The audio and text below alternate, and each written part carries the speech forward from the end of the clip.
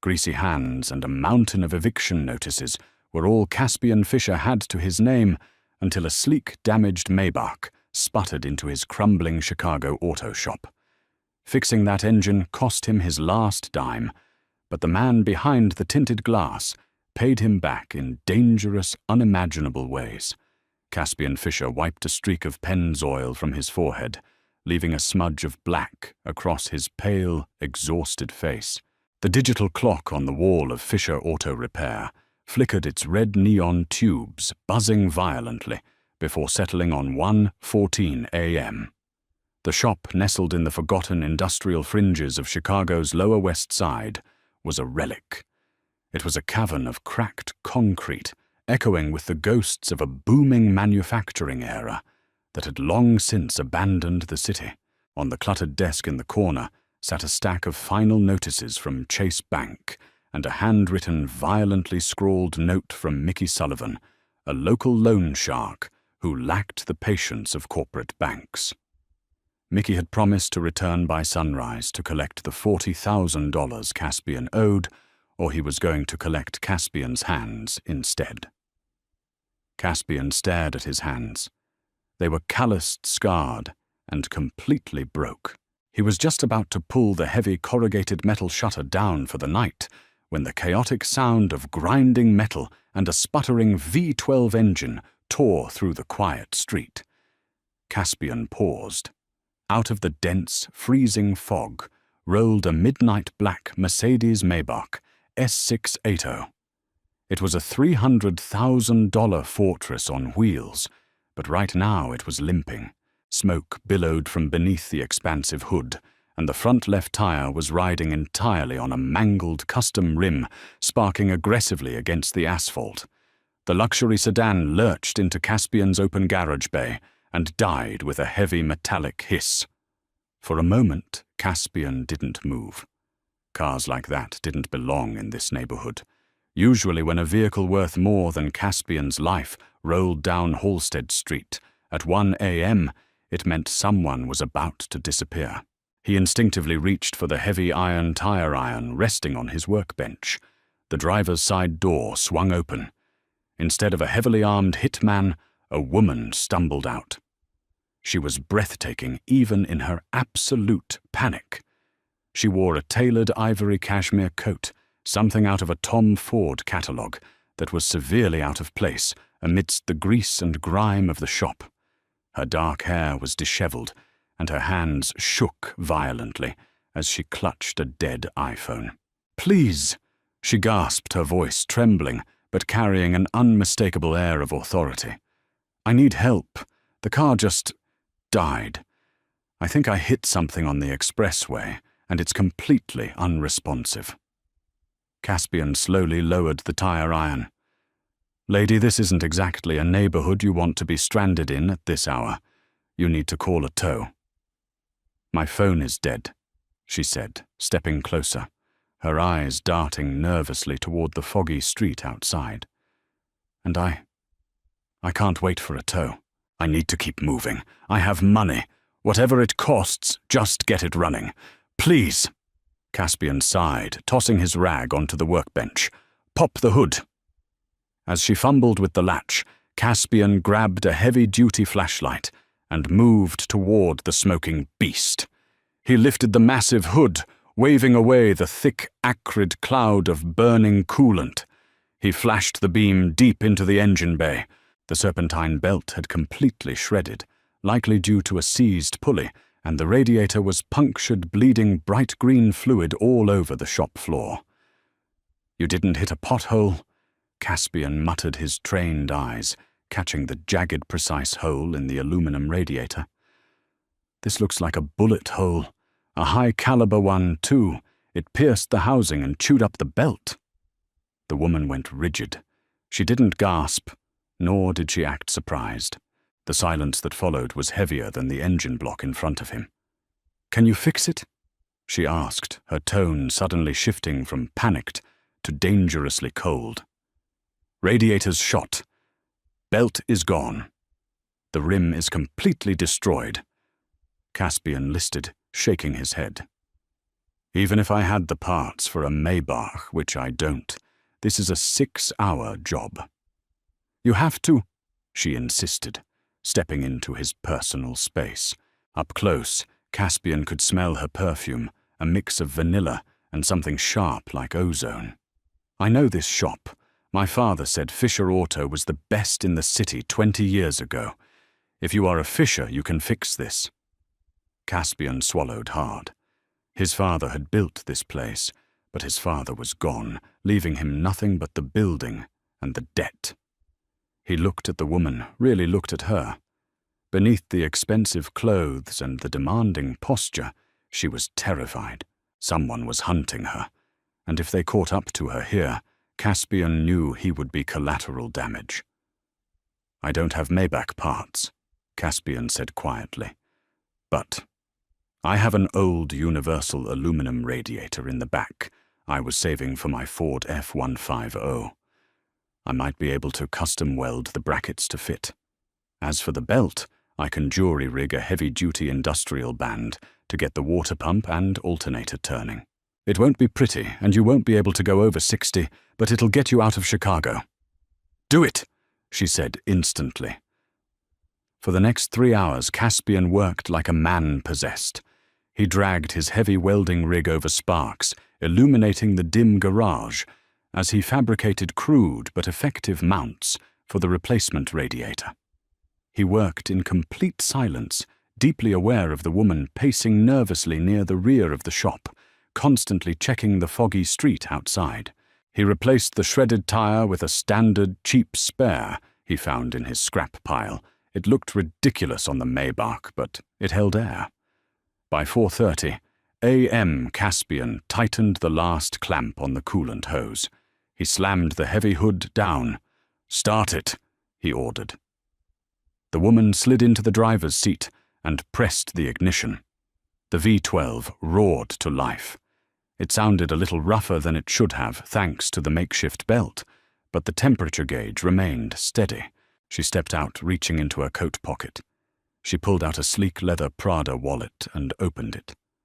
Her face fell. I only have credit cards. I left my cash at the estate." "I don't take cards," Caspian said, wiping his hands on a fresh rag. "Especially not tonight. Just go." "I can't leave without paying you," she protested. "You practically rebuilt the front end. Take my watch." She moved to unclasped a glittering, diamond-encrusted Rolex from her wrist. Caspian caught her wrist, stopping her. His rough, grease-stained fingers contrasted sharply with her flawless skin. "I don't want your watch. If whoever put that bullet in your radiator catches you, I don't want a piece of your jewelry linking you to me. I did this so you could leave. So leave." She stared at him, her dark eyes searching his face for a long moment. Finally, she nodded, pulling her hand back slowly. "What is your name?" "Caspian." "I am Bianca," she said softly. "You are a good man, Caspian Fisher. Those are rare." Without another word, she climbed back into the Maybach. The heavy tires squealed against the slick concrete as she threw it into reverse, spun the massive car around, and vanished into the freezing Chicago mist. Caspian watched her tail lights fade. He was exhausted, his best spare parts were gone, and he was still $40,000 in debt. He locked the bay doors, walked into his tiny, unheated office, and collapsed onto the worn leather sofa, waiting for Mickey Sullivan to arrive and end his life. The violent shattering of glass jolted Caspian awake. He bolted upright from the office sofa, his heart hammering against his ribs. The morning sun was bleeding through the grimy windows, but the light was blocked by several massive, hulking silhouettes standing in his garage. "Wakey, wakey, Caspian," a grating, venomous voice echoed through the shop. Caspian stepped out of the office. Standing in the center of his garage was Mickey Sullivan. Mickey was a barrel-chested brute with a flattened nose and a cruel smile. He held a heavy steel wrench, one of Caspian's own snap-on tools, and used it to lazily smash the headlight of an old Honda Civic Caspian had been restoring for a client. Behind Mickey stood two of his enforcer's guys, built like brick walls, cracking their knuckles. "Time's up, kid," Mickey sneered, tapping the wrench against his palm. 40 grand, plus 5 for the inconvenience of me having to drive down here in the cold." "I don't have it, Mickey," Caspian said, his voice surprisingly steady, despite the cold dread pooling in his stomach. "I need more time. Just give me another month." Mickey laughed, a harsh, barking sound. "A month, Caspian, your daddy owed me, and now you owe me. The bank is foreclosing on this dump tomorrow anyway. Since you don't have my money, I'm taking the deed to this land, and I'm taking your right hand. Grab him, boys." The two enforcers lunged forward. Caspian threw a desperate right hook, catching the first thug in the jaw, but the second one tackled him to the concrete floor. Pain exploded in Caspian's ribs as a heavy boot slammed into his side. They dragged him toward the center of the shop, pinning his right arm flat against an oil-stained anvil. Mickey stepped up, raising the heavy steel wrench high above his head. "Nothing personal, kid. Just business." Before the wrench could fall, the deafening screech of tires echoed outside. Mickey paused, frowning, as the screech was followed by the slamming of heavy car doors. Heavy, rhythmic footsteps approached the open garage bay. "Drop the wrench, Mickey, or they won't find enough of you to bury." The voice was quiet, cultured, but carried an absolute, terrifying authority that froze the blood in Caspian's veins. Mickey slowly lowered the wrench and turned. The blood drained entirely from his face, leaving him a sickly, pale grey. "Mr. Woods, I didn't know you were in the neighborhood." Standing in the entrance of the garage was Lamont Woods. He was a man in his late 50s, dressed impeccably in a charcoal three-piece Brioni suit beneath a tailored cashmere overcoat. His silver hair was swept back perfectly, and his eyes, dark, calculating, and utterly devoid of mercy, were locked on to Mickey. Behind Lamont stood 6 men in dark suits, armed with suppressed Heckler and Koch, MP5 submachine guns, held openly and casually. Beyond them, Caspian could see 3 identical, pristine, black Cadillac Escalades, idling on Halsted Street, completely blocking traffic. "You are breathing my air, Mickey," Lamont said softly, stepping into the garage. He didn't look at Caspian. He didn't look at the dirt. He just looked at the lone shark. "And you are attempting to harm a man who is under my protection." Mickey dropped the wrench. It clattered loudly against the concrete. "Your protection, Mr. Woods, please, this kid owes me money. I didn't know he was with the family. I swear to God I didn't know." Lamont raised a single finger. The 2 enforcers holding Caspian instantly scrambled away, raising their hands in surrender. "The debt is forgiven," Lamont stated. "It wasn't a request. And if I ever see your face within 5 miles of this shop again, I will have you fed to the dogs at the Navy Pier docks. Leave." Mickey and his men didn't say a word. They bolted out the side door, sprinting down the alleyway as if the devil himself were chasing them. Caspian slowly pushed himself up from the concrete, wincing as he clutched his bruised ribs. He leaned against his workbench, staring at the most powerful, ruthless mafia boss in the Midwest. Lamont finally turned his gaze to Caspian. Those dark eyes analyzed him, weighing him in a matter of seconds. "You are Caspian Fisher," Lamont said, stepping forward. "I am," Caspian managed to say, his throat dry. Though I don't know why Lamont Woods gives a damn about a mechanic. The rear door of the center Escalade opened. Bianca stepped out. In the daylight, she was even more striking. She had traded her ivory coat for a sharp, tailored black suit. She walked into the garage, her eyes locking onto Caspian, with a mixture of gratitude and something much more dangerous. "Because last night," Lamont said, gesturing slightly to his daughter, My enemies attempted to assassinate my daughter on the I-90. She survived the ambush, but her vehicle was crippled.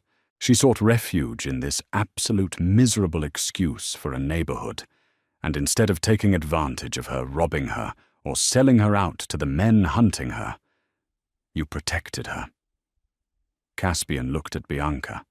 She offered him a very faint, almost imperceptible smile. "I just fixed a car," Caspian said, shaking his head. "I used a spare radiator. It wasn't a big deal." "Do not insult my intelligence by downplaying your honor," Lamont commanded, his voice sharp. "You gave her your last functional parts. You refused her payment to ensure she couldn't be traced. In my world, Mr. Fisher, loyalty and honor are the only currencies that matter. You saved the blood of the Woods family, and the Woods family pays its debts." Lamont snapped his fingers. One of his suited men stepped forward, handing Lamont a thick manila envelope.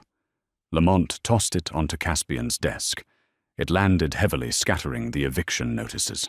"Inside that envelope," Lamont explained calmly, "is the deed to this property. It is now fully in your name. There is also a cashier's check from a legitimate holding company for $500,000 to upgrade this facility." Caspian stared at the envelope, utterly paralyzed. I can't take this. It's too much." "It is not a gift," Lamont said, his tone dropping an octave, becoming a velvet-wrapped threat. "It is a retainer. You showed me last night that you are resourceful, discreet, and that you know how to keep your mouth shut. My family requires a private mechanic. We have a fleet of vehicles that occasionally suffer unique damage. Bullet holes, shattered glass, custom modifications for weight and speed. You will fix them. You will ask no questions. And you will work exclusively for me." Caspian felt the walls closing in. He had just escaped the frying pan of Mickey Sullivan, only to be tossed directly into the blazing inferno of the Woods crime syndicate. He looked at the envelope. It was freedom from debt, freedom from starvation. But it was a tether to a life of crime. He looked at Bianca. She was watching him intently, her dark eyes practically burning into his. "And if I say no?" Caspian asked quietly. Lamont smiled, but it didn't reach his eyes. "I do not make offers that can be refused, Caspian. Welcome to the family." 6 months transformed Fisher Auto Repair from a crumbling relic into an impenetrable state-of-the-art fortress. Behind the newly installed reinforced steel bay doors, the suffocating grime of Caspian's past had been scrubbed clean. The cracked concrete was replaced with pristine, slate-gray epoxy floors. The rusted tools were swapped for a sprawling wall of pneumatic wrenches, high-end fabrication equipment, and computerized diagnostic machines that rivaled a Formula One pit lane. Caspian lived in a surreal high-stakes ecosystem of brushed steel, forged carbon fiber, and absolute silence. He replaced shattered ballistic glass on heavy Mercedes G-Wagons, reinforced the chassis of getaway vehicles to handle the weight of tactical armor, and power-washed deep, rust-colored stains from the interiors of luxury sedans without ever asking a single question. The pay was astronomical. The danger was entirely unspoken. And then there was Bianca. She did not just drop off cars, she lingered. At least twice a week, the heavy bay doors would slide open to admit her sleek Porsche Panamera. While Caspian worked, she would sit on a customized leather stool near his workbench, watching his hands move with a mechanic's precise, brutal grace. The terrifying aura she carried in her father's presence softened when it was just the two of them. In the quiet hours of the night, amidst the scent of motor oil and expensive espresso, she always brought him the boundaries between the mafia princess and the captive mechanic began to blur. "You work too late," Bianca said. "One Thursday evening, her voice slicing through the hum of the garage's ventilation system. She was wearing a deep crimson silk blouse, her dark hair cascading over her shoulders. "My father pays you enough to hire a dozen assistants, Caspian. You don't have to do every talk and weld yourself." Caspian slid out from beneath a heavily modified Audi RS6, wiping a smear of grease from his jaw with a blue shop towel. He looked up at her, feeling that familiar, dangerous pull in his chest. "Your father doesn't pay me to outsource Bianca. He pays me for discretion. If I bring in outsiders, they see the bullet holes. They see the hidden compartments. I prefer to keep my head attached to my shoulders." Bianca offered a sad, knowing smile, sliding off her stool and walking over to him. She closed the distance until she was inches away, the intoxicating scent of vanilla and ozone wrapping around him. She reached out her manicured fingers, gently brushing a stray lock of hair from his forehead. The contrast of her delicate touch against his calloused skin sent a jolt of electricity down his spine. "You are not a prisoner here, Caspian," she murmured, her dark eyes locking onto his. "You saved my life. You rebuilt my father's fleet. You are important to us, important to me." Caspian swallowed hard, his heart hammering a frantic rhythm against his ribs. He wanted to pull her in, to let the simmering tension between them ignite, but the shadow of Lamont Woods loomed too large. "In your world, Bianca being important is usually a death sentence." Before she could reply, the secure phone on Caspian's desk emitted a sharp, shrill ring. The moment shattered. Bianca stepped back, her posture instantly stiffening back into the cold, calculated posture of a mafia heir. Caspian picked up the receiver. "Fisher. Mr. Fisher." The gravelly voice of Arthur Costello Lamont's ruthless underboss crackled through the speaker. "The boss's personal armored Bentley is en route. It's making a strange grinding noise in the steering column. We need it checked and cleared by midnight for a meeting at the port. Ensure the shop is empty." "Bring it in," Caspian replied, hanging up the phone. He turned to Bianca. "Your father's car is coming. You should go." Arthur sounded tense. A flicker of concern crossed Bianca's face. Arthur is always tense. Be careful, Caspian. 30 minutes later, the massive midnight blue Bentley Mulsanne rolled into the bay. Arthur Costello, a tall, gaunt man with a face scarred by decades of violence, tossed the heavy key fob onto Caspian's chest. Without a word, Arthur and his 2 bodyguards retreated to the street, sealing the steel doors behind them to secure the perimeter. Caspian hoisted the massive vehicle on the hydraulic lift, grabbing his high-powered inspection light. He checked the power steering reservoir, the tie rods, and the rack and pinion. Everything mechanical was flawless. Frowning, he grabbed a specialized electronic scanner and plugged it into the OBD2 port under the dashboard, looking for electrical faults.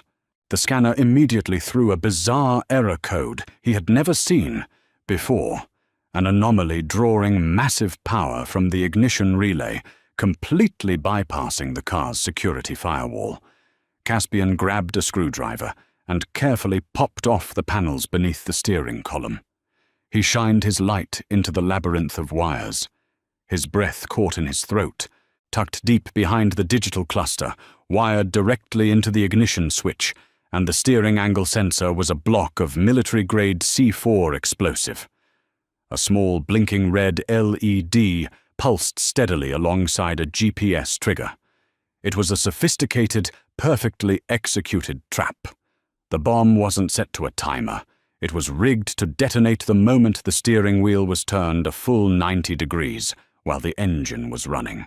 Whoever planted it knew Lamont's route to the port involved taking the sharp hairpin turn onto the interstate on-ramp, and the wire splicing was fresh. The dust on the paneling hadn't even settled. Caspian's blood ran cold. This wasn't the work of a rival gang. Rival gangs didn't have access to the interior of Lamont Woods's personal vault on wheels. This was an inside job, and the only person who had access to the vehicle before it arrived here was Arthur Costello. Caspian didn't panic. He carefully backed away from the Bentley, leaving the panel open. He needed to warn Lamont, but any outgoing call on the secure line would likely be intercepted by Arthur's men waiting outside. He reached into his pocket for his personal cell phone, dialing Bianca's private number. "Caspian," her voice came through, sounding slightly out of breath. "Bianca, listen to me very carefully," Caspian whispered, keeping his eyes on the garage doors. "Do not let your father get into the Bentley tonight. There is a device wired to the steering column. It's an inside job. I think Arthur—" The heavy metallic screech of the garage's side door being kicked open cut him off. Caspian dropped his phone, kicking it under the workbench, just as Arthur Costello stepped into the shop, a suppressed pistol gripped firmly in his gloved hand. 2 enforcers flanked him, their weapons drawn and leveled squarely at Caspian's chest. "You always were too thorough a mechanic," Arthur said smoothly, his eyes darting to the removed paneling under the Bentley's dashboard. "I figured a grease monkey like you would just check the power steering fluid and give it a clean bill of health. You had to go digging. You're going to kill your own boss," Caspian stated, backing up slowly toward his heavy tool chests. "Lamont is old. He's soft," Arthur sneered, stepping closer. "He gave $1 million auto shop to a nobody just because you changed a tire for his spoiled daughter. The family needs new blood. Tonight, Lamont takes a sharp turn. The car goes up in flames, and I step in to comfort the grieving syndicate. Now turn around and get on your knees. I'll make it quick." "I don't think so," Caspian said. With a sudden violent motion, Caspian slammed his fist down on the hydraulic lift's emergency release button. The safety locks disengaged with a deafening crack. The massive 4-ton armored Bentley plummeted from the lift. It slammed into the concrete floor with earth-shattering force, shaking the foundation of the building and throwing Arthur and his men off balance. Using the distraction, Caspian dove behind a heavy steel tire-mounting machine as suppressed gunfire hissed through the air. Bullets chewed through the epoxy floor and shattered the diagnostic monitors above his head. "Flush him out!" Arthur roared. Caspian grabbed a heavy acetylene torch tank. He unscrewed the valve, letting the highly flammable gas hiss into the air, and rolled the heavy cylinder across the floor toward the enforcers. As it rolled, he snatched a magnesium flare from his emergency kit, struck it against the concrete, and hurled it toward the hissing tank. "Down!" one of the enforcers screamed. The explosion was contained, but fierce a concussive shockwave of heat and blinding white light that knocked the 2 enforcers off their feet. Caspian didn't hesitate. He vaulted over his cover, wielding a massive 3-foot steel breaker bar. He swung it like a baseball bat, catching the closest enforcer in the ribs with a sickening crunch. The man crumpled. Arthur emerged from the smoke, raising his pistol, aiming directly at Caspian's head. "Cute tricks, mechanic, but you're out of tools." Suddenly the deafening roar of a V12 engine tore through the smoke. Bianca's Porsche Panamera smashed through the reinforced glass of the front office, ripping the framing completely out of the wall and plowing directly into the garage. The car skidded to a halt, pinning the second enforcer against a structural pillar. Arthur spun toward the noise. Bianca kicked her car door open, stepping out with a compact 9mm Glock held perfectly steady in both hands. "Drop it, Arthur," she commanded, her voice ringing with the lethal authority of her father. Arthur laughed, swinging his gun toward her. "Little Bianca, you always were too brave for your own good." He fired. Bianca ducked behind the reinforced door of the Porsche as the bullet shattered the window above her head. Before Arthur could re-aim, Caspian lunged. He swung the heavy steel breaker bar with everything he had, slamming it into the back of Arthur's knees. The underboss howled in pain, collapsing to the floor. Caspian dropped the bar, grabbed Arthur by the collar, and delivered a brutal, devastating right hook that instantly knocked the traitor unconscious. Silence fell over the garage, broken only by the hiss of the dying acetylene fire and the settling dust. Caspian stood, breathing heavily, his knuckles bruised and bleeding. He looked across the wreckage of his pristine shop at Bianca. She slowly lowered her weapon, stepping away from the crushed car, her eyes wide as she took in the carnage. "You came back," Caspian rasped, his voice rough. "You called," she replied simply, stepping carefully over the debris until she was standing right in front of him. Without a word, she reached out, pulling him down by the collar of his grease-stained shirt, and kissed him. It was a fierce, desperate collision of adrenaline and repressed desire, sealing a bond forged in fire and oil. The heavy screech of tires echoed outside. 3 identical black Cadillac Escalades swerved into the driveway. Lamont Woods stepped out, flanked by a dozen heavily armed loyalists. The mafia boss took in the sight of his destroyed shop, the unconscious traitor on the floor. The rigged Bentley and his daughter locked in the arms of his mechanic. Lamont's cold eyes softened for a fraction of a second. He turned to his men. "Clean up this mess. Take Arthur to the docks. He has a date with the water." Lamont looked at Caspian, giving a slow, deeply respectful nod. "It seems, Mr. Fisher, I am in your debt once again. Whatever you need to rebuild it is yours. You are no longer just my mechanic. You are family." Caspian pulled back slightly, looking down into Bianca's eyes. The debt was paid, the enemies were buried, and the blue-collar boy from the Lower West Side had just become the most untouchable man in Chicago. "I'll need a bigger garage," Caspian said softly, pulling her close once more.